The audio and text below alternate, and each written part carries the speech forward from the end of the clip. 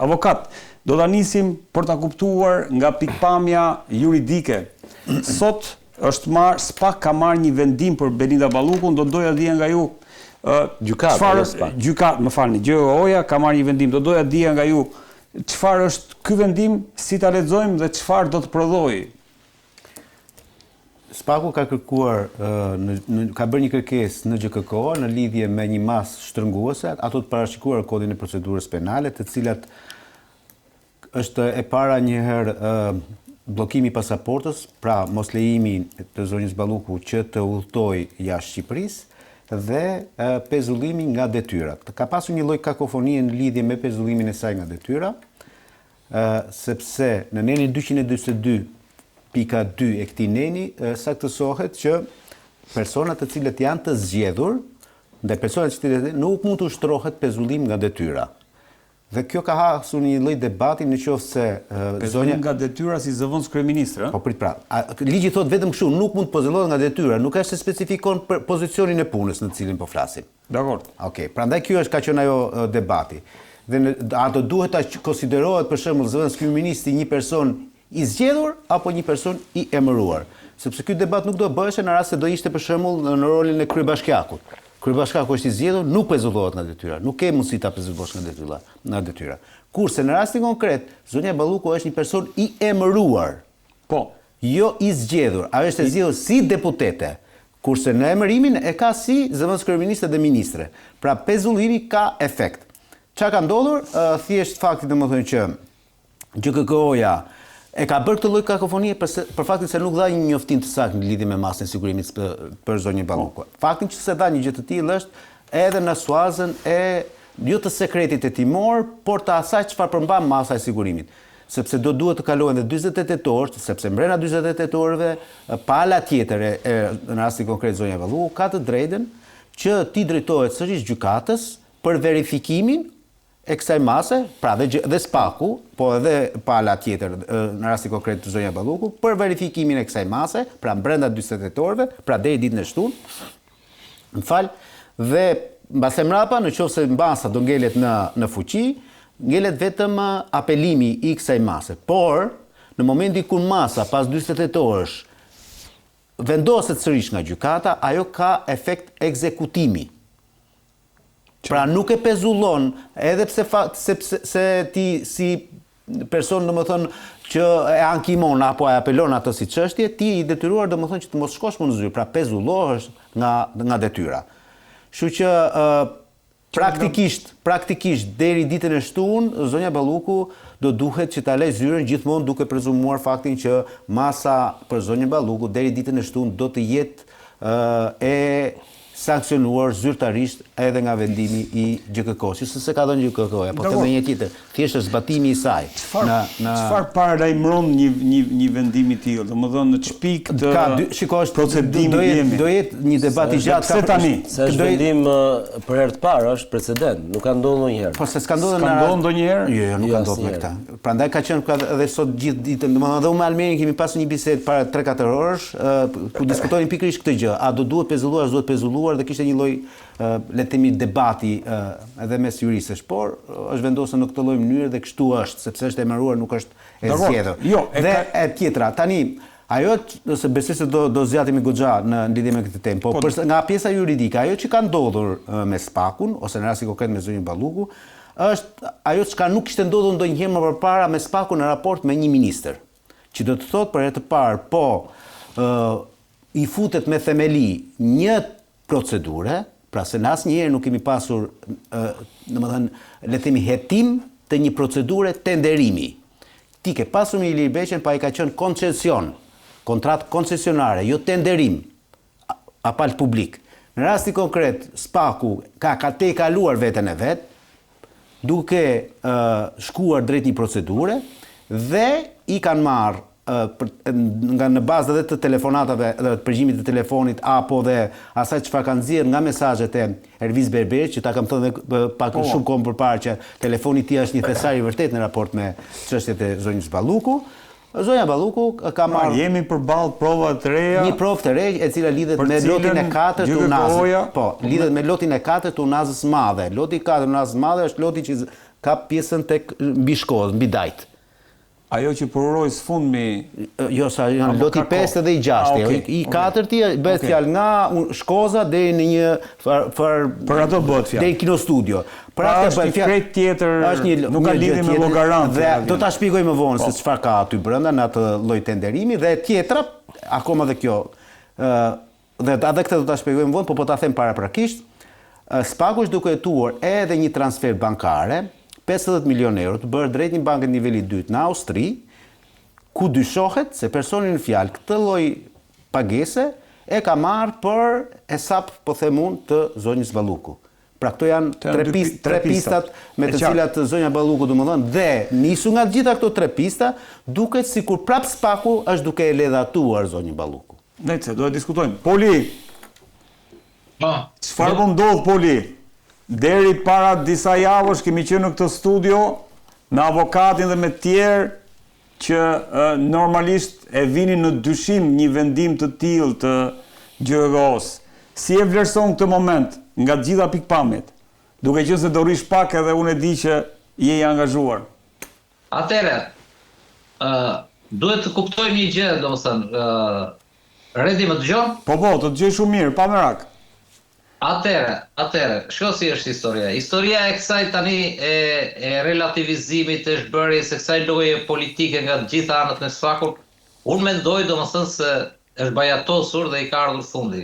Rreth 2 javë më përpara erdhi drejtori, është një post politik shumë i fuqishëm në departamentin dhe asistent ndihmës sekretar zoti Fleming që erdhi në Tiranë dhe ndeti 2 orë në Spak dhe takoi dhe nga 10 minuta takoi një pjesë nga opozita dhe disa ministra. Ditën e protestës, ditën e hënë, ka ardhur në darkë vonë, ministri i jashtëm i Gjermanisë, Van de Full. Ka ardhur ministri i jashtëm i Gjermanisë, ka bërë një takim, nuk ka takuar Edi Ramën, e kuptoni, është ministri i jashtëm i Gjermanisë. Nuk ka takuar Edi Ramën, po ka takuar 10 minuta Elisa Spiropalit si homologe dhe 2 orë në Spak. Në këtë moment që po flasim, Bashkimi Evropian ka nxjerrë një deklaratë, kemi një vizitë 2 ditore në Bruksel të Dumanit, u thuhet qartë fare, mbështetja jonë ndaj kësaj strukture është jo shumë e madhe, por është e pakushtëzuar shumë e madhe dhe është i vetmi institucion thoshte i cili garanton ecjen përpara në procesin e antarësimit të Shqipërisë. Tani neve vazhdojmë dhe themi jo po Spaku dhe pastaj përpara gjithë këtyre kemi deklaratën e Partisë Demokratike Paragjore që thotë ja e flaku, e kupton, vazhdon avazin, e flaku e lëshoi, do të thënë që Rama vazhdon kontrollon Spakun dhe ju japin, është një parti, një çmenduri e vërtet, është një parti e cila vazhdon dhe ju jep gjithë të kapurve me presh në dorë në korrupsion të rilindjes, vazhdon dhe ju jep argument politik, ju jep azil politik në thonjza, duke i quajtur sikur këta i heq Edi Rama, sikur këto janë masa politike. Në fakt çfarë është, Poli? Në fakt çfarë është? Se opozita e ka narracion këtë. Po çfarë është ai dutlek ose po të flas kështu se nuk e kuptoj dhe pyetjen tënde. Jo. Është një hajdutlek. Goditja. Është një abuzim me detyrë. Më dëgjoj një sekond. Po. Është një abuzim me një ndërhyrje e hapur në procese si ministre dhe si vendos kryeministre, që nuk i ka filluar akoma. Paralelisht ka hetimin e pasurisë dhe unë po të them këtu që janë kapur transakcione dhe lëvizje pronash, shitje, blerje që nga 2019 që u bë kjo për herë të parë ministre dhe deri në 2025 e plot tjera. Vetëm sot ju shtua një masë, do shikojmë brenda kësaj jave se i mbaron dhe afati i parashkrimit masën tjetër, jo masën, po më saktë, çështjen tjetër, çështjen se masat kaq ka në dorë Spaku dhe GJK-ja, të tjerat janë të imunitetit, të tjerat çohen në parlament. Kontrolli i shtëpisë dhe arresti janë target i parlamentit për t'i vendosur. Është tjetër gjë domethënë që këta i kërkojnë. Dhe besoj, po janë bërë gati letrat për t'u kërkuar edhe këto masat e tjera.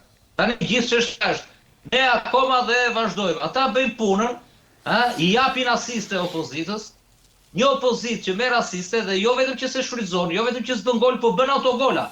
Dhe kjo tashmë nuk është më çmenduri, nuk është më idiotizëm. Poli opozita Kjo është jashtë loje. shirtur valla nga kapiteni te trajneri, ti jep një instruksion. Poli, ti je pasiv, ti vetë bën autogol. Poli, ta lëm opozitën më njanë se do shkojmë dhe ke opozita, po ti e vlerëson këtë goditje, le themi një hap më tej drejt përmbysje së kupolës korrupsionit e themi në Shqipëri?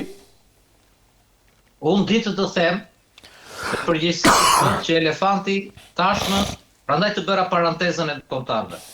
Elefanti tashmë është futur në dhomën e elitave të tranzicionit, majtas, djathtas të korruptuara. Është futur elefanti në dhomën e tyre. Në dhomën e këtyre aristokratëve, që kanë kapur dhe sistemin, dhe ekonominë, dhe të gjitha. Është futur elefanti dhe ne do të dëgjojmë çudira, domethënë, nuk janë më çudira, se po janë ata që besojnë te Spaku, po besojnë sikur Spaku e kontrollon Edi Rama. Ne e pam shumë qartë që Edi Rama bëri një sfidë shumë të madhe. Edi Rama se kishte bërë kur, madje nuk është bërë kur në asnjë lloj qeverie në vendet perëndimore, madje edhe në vende me demokraci më të dobët se jona në kuptimin edhe formal. Sepse, dhe çfarë bëri? Pasi testoi, bëri dhe hapin e fundit që e mori me vete në parlament, e mbajti në krah dhe mbajti dhe një fjalim që e mbrojti hapur. Dhe gjitha ky ishte një kashillik ndaj sistemit, ndaj Spaku, ndaj GKK-s dhe ndaj ndërkombëtarëve. Dhe ishte duke ju thënë që unë nuk pyes se çfarë hetoni ju atje, kjo për mua është këtu. Tani, kjo çështje që e mbajti ai, apo e mbajti ajo, apo se lëshon ajo, siç unë dyshoj që nuk kap se mban kryeministri 5 orë në zyrë një zëvendëse për të marrë një vendim që është me vendim gjykate tashmë, unë kam idenë që është Belinda që po e mban peng në zyrë, dhe kjo më përforcon dyshimet e përparshme dhe është Belinda ajo që çoi në parlament dhe i tha hajde më çoj në parlament atje më mbro. Dhe kjo e sotja ishte një kundërpërgjigje, sepse çfarë do të thotë? Do të thotë që gjithë ky lloj kashilliku i pushtetit, i kryeministrit, i gjithë qeverisë, është një rrezik shumë i madh për hetimet, për prishjen e hetimeve dhe për çdo gjë tjetër veprimtari që në fakt jo për mendimin tim, po që ka qenë në vëzhgim gjithë to kohë dhe gjithë qeveria dhe gjithë Belinda, me gjithë Belindën brenda. Dhe heqja e pasaportës është një mas, bllokimi i pasaportës është një mas shumë domethënëse. E kupton? Sepse nuk imagjinohet domethënë deri aty saqë i është hequr, që mos përsëritet rasti Ameta, i është hequr dhe mundësia jo vetëm për të bërë ato lobingjet siç i ka bërë, sepse ata e dinë jashtë e tjerë, por edhe për të mos u arratisur, sepse situata që ka ajo me të paktën 3 çështje mbi tavolinë, dhe shumë të tjera të pahapura, kur të fillojë ajo zbardhja e linjës së pasurisë atëherë do ambiten njerëzit, siç janë habitur në fakt për gjithë, dhe kjo është një situatë nga ana politike, Rilindja ka rënë. Është një parti që nuk ka fuqi dot të marrë asnjë vendim. Sali, ju e dini që unë jam shumë kundërshtar i ashpër me Sali Berishën, po Sali Berisha ylli pangon, e shkarkoi në ajër për një mbërtheck që doli në televizor. Apo jo. Dhe ky nuk ka guxim, ky është i kryeministër tashmë peng. Është i kryeministër që nuk ka guxim dot as të zbatoj një vendim gjykate. Pa mirë ata anën që thoshte se ke nga mua, siç e bëri dhe Merion, se ke nga mua, unë po tjetë për mua do të mbaj deri në fund. Por ky domethënë ka frikë, kemi kaluar në fazë tjetër tani, është e kundërta e asaj që thot opozita. Që i flak ky i përdori, keq përdore etj, është e kundërta, tashmë janë këta, ku më thot populli shqiptar, në fund do të ngulet dhe ka frikë se ky është Belinda Balluku, janë këta tani që e kanë kapur Edi Rama. Po thua që Balluku ka në dorë mundësinë për ta rrëzuar Edi Ramën, qoftë domethënë penalisht, qoftë politikisht? Mundësinë për të rrëzuar Edi Ramën penalisht e ka çdo drejtori i Rilindjes, jo më Belinda, e Arben Ameta, e Lalieri. Këtë mos e vër në dyshim fare. edhe çdo deputet, edhe çdo kryetar organizate kriminale. E kanë edhe të faktuar në telefonat e tyre. Çështja këtu nuk është, çështja këtu është tashmë është politike, nuk është çështje më penale, sepse Edi Rama e ka marrë atë rrugë, edhe di vetë shumë mirë. Edi Rama tani nuk ka mahallin Edi Rama është duke bler kohë. Kush është blerja e kohës? Është duke bler kohë duke tentuar të futet në negociata, atë që nuk e pranoi Sali Berisha në 2021-shin, në një farë mënyrë në teori Edi Rama e ka prap si opsion. Domethënë, jo amnistin, dhe unë nuk besoj më tek amnistitë e këtyre, sepse vetë u pozicionua në luftë të hapur kundra drejtësisë dhe kundra perëndimit. Dhe e gjithë çështja te këta është tani të blejnë kohë. Edhe po të vëshre dhe Belinda Balluku, çfarë bëri Belinda këto 2 javë? Unë e kisha të sigurt, madje Almeri ka caktuar dhe data, gaboj vetëm me 1 javë. Por 2 njerëz që kanë mend në kokë ose që kanë gjysma informacione nga Spaku dhe bëjnë një analizë të thjeshtë, Belinda Balluku bleu vetëm 2 javë kohë. 2 javë kohë, dje me dalje në parlament bleu vetëm 24 orë kohë. Dhe Edi Rama është në këtë fazë, është duke bler kohë për të gjetur me sa më pak dhimbje daljen.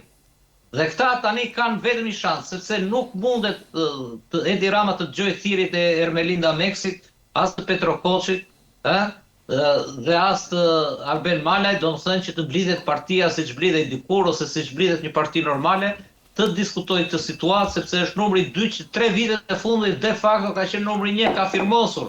Ka 3 vjetë që firmos si kryeministre. Dhe kur vjen puna, dorëheqje skemi dhe një kryeministër dhe kryetar partie që nuk guxon dot ta heq. Shikoj se sa keq është situata.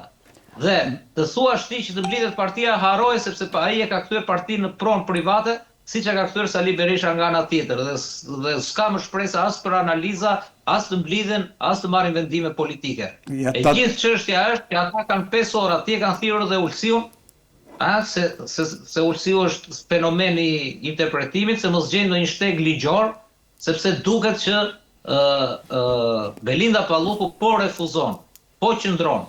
Nuk ka nevojë të rinë 5 orë. Doja jap fjalën Almerit. Doja jap fjalën Almerit në lidhje me ato që ti thua. Dhe dua të theksoj edhe një gjë tjetër. Doja ta përgëzoja Almerin për betejën, e di që na ka patur dhe në ekran e më pak, por unë kam qenë konsistent në këtë çështje, siç jam me të gjithë, unë s'kam selektuar, nuk selektoj, unë e dini ju të gjithë kolegët, as majtas as djathtas.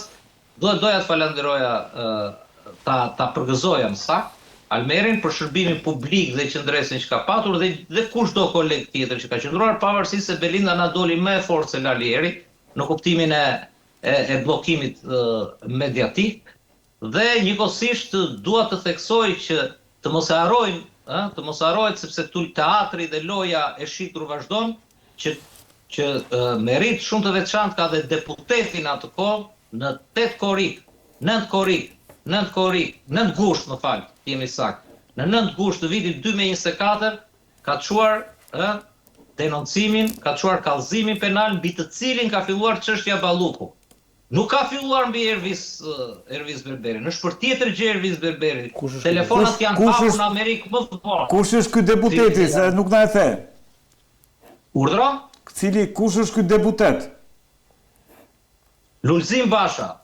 Them sepse ishte deputet. Dhe ne do shikojmë gjatë hetimeve, do shikojmë Balluku ka për të qenë në dinit që ka mund një nga rastet që ka implikuar dhe ka afektuar dhe ka infektuar edhe opozitën dhe ka ndërhyrë dhe në lojra politike të përçarjes apo të shitblerjeve etj. Dhe kjo do jetë gjëja më e rëndë dhe mediatike njësoj. Poli,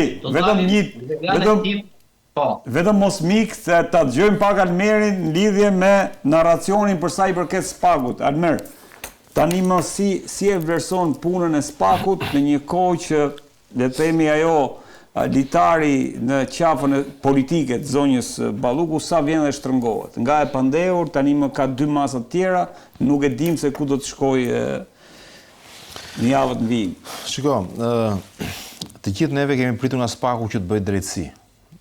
Të bëjë atë për çka është formuar.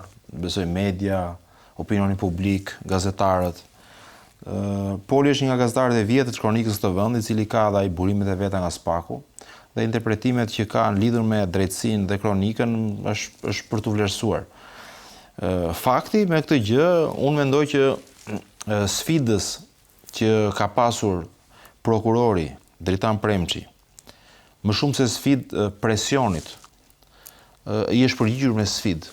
Sepse ne dim që ndaj Dritan Premçit, Belinda Balluku apo njerëz rreth saj, qoftë njerëz me precedent, qoftë dhe njerëz që kanë në këtë vend lidhje të fuqishme ekonomike, politike apo njerëz me peshë, kanë influencuar që të shtyhet sa më shumë apo mos ketë një vendimarrje juridike ndaj Belinda Ballukut.